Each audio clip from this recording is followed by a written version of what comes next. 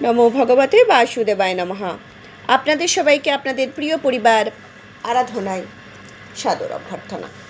আজকে যে তথ্যটি প্রদান করব খুবই গুরুত্বপূর্ণ। 19শে মার্চ থেকে 27শে মার্চ যদি আপনারা 3টে শব্দ উচ্চারণ করতে পারেন, যা চাইবেন তাই পাবেন। প্রচুর ধনসম্পত্তির মালিক হতে পারবেন এবং আকর্ষণীয় সৌন্দর্য লাভ করতে পারবেন, যে কোনো মনোবাসনা পূর্ণ করতে পারবেন এবং আপনারা মা জগদম্বা মা ভগবতীর কৃপা লাভ করতে পারবেন।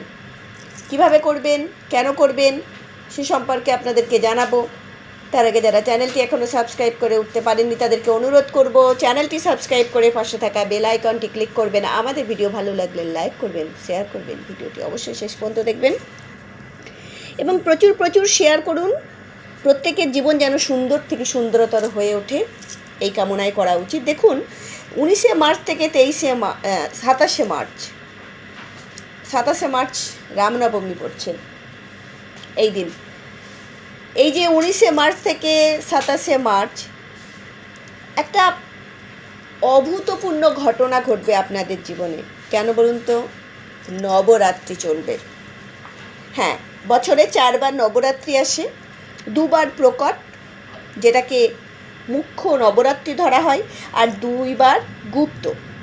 চৈত্র মাসে এবং শরৎকালে যে নবরাত্রি আসে সেটা প্রকট এবং মুখ্য নবরাত্রি, এবং আষাঢ় এবং মাঘ মাসে যে নবরাত্রি আসে সেটা গুপ্ত নবরাত্রি। গুপ্ত নবরাত্রিতে তন্ত্রক্রিয়া করা হয়, তান্ত্রিকরা বিশেষভাবে পূজা অর্চনা করে সিদ্ধি লাভ করার জন্য।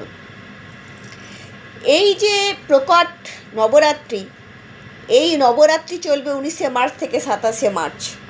তাই এই দিন সবাইকে করজোড়ে আমরা অনুরোধ করব, আপনি মায়ের ভক্ত হন বা যে কোনো দেব অর্থাৎ বাবার ভক্ত হন না কেন, বা আপনি বৈষ্ণব, শাক্ত বা শৈব যেই হন না কেন, যেই ধর্মেরই মানুষ হন না কেন, যদি শ্রদ্ধা ভক্তি সহকারে আপনারা এই যে 3টি নাম, মায়ের নাম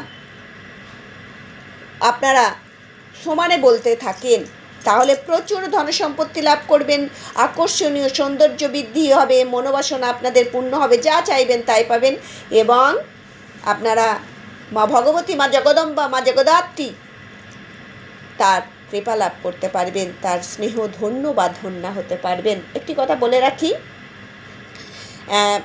মায়ের যে নামের কথা বলছি, মায়ের সন্তান আমরা, তাই ভুলে যান আপনি শৈব, ভুলে যান আপনি শাক্ত, ভুলে যান আপনি বৈষ্ণব, শুধু মায়ের নাম করতে থাকুন, কোনো অসুবিধা নেই।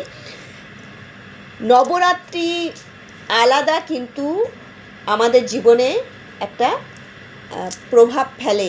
কেননা অন্যান্য দিনের থেকে নবরাত্রি এমন একটি সময়, যে কোনো মন্ত্র আপনি যদি অ্যাক্টিভেট করতে চান, সিদ্ধ করতে চান, এই সময় জপ করতে পারবেন।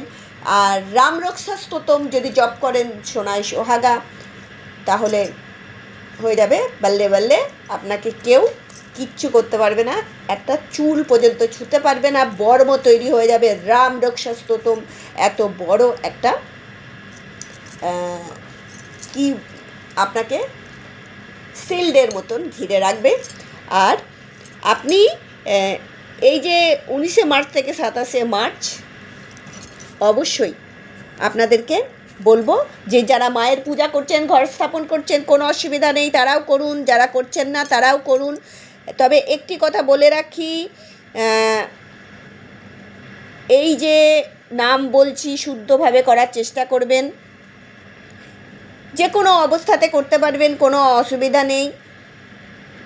তবে মহিলারা পিরিয়ড চলাকালীন করবেন না, মনে মনে করতে পারেন, মালা নিয়ে বসবেন না, এইটুকুনি মনে মনে করতে পারেন, মায়ের নাম, কোনো অসুবিধা নেই।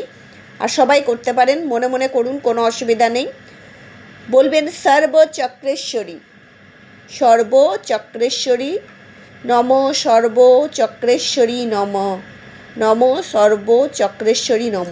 এটা বললেন নম সর্বসিদ্ধেশ্বরী নম, নম সর্বসিদ্ধেশ্বরী নম, নম সর্ব অখিলেশ্বরী নম। এই যে 3টে বললাম, মায়ের নাম যত পারেন জপ করতে থাকুন। আর আমরা একটা ভিডিও করছি যে যারা ঘর স্থাপন করছেন, মায়ের আরাধনা করছেন, মায়ের পূজা করছেন, ভুলেও কোন ফল মাকে প্রদান করবেন না এবং কোন ফল মাকে প্রদান করলে মায়ের বিশেষ কৃপা লাভ করবেন সে সম্পর্কে আপনাদেরকে জানাবো। আরেকটি কথা বলে রাখি, এই নবরাত্রি চলাকালীন হাত জোর করে আপনাদের কাছে অনুরোধ করব, কোনো আমিষ খাদ্য গ্রহণ করবেন না। ঠিকই শুনেছেন। বা নেশাজাত দ্রব্য এগুলো থেকে বিরত থাকুন, সাত্ত্বিক জীবনযাপন পালন করুন, ঝুট ঝামেলা মারামারি এগুলোতে জড়াবেন না, পরনিন্দা পরচর্চায় জড়াবেন না। দ্বিতীয় নাম্বার আর একটা কথা বলবো যে ব্রহ্মচর্য পালন করার চেষ্টা অবশ্যই করুন। দেখুন, করুন, উপকৃত হবেন। আপনারা উপকৃত হলে সব থেকে আনন্দ পাবো আমরা। ইউনিভার্স আপনাদেরকে ঢেলে দিন এই কামনা করব। ভালো থাকবেন। হরি ওম।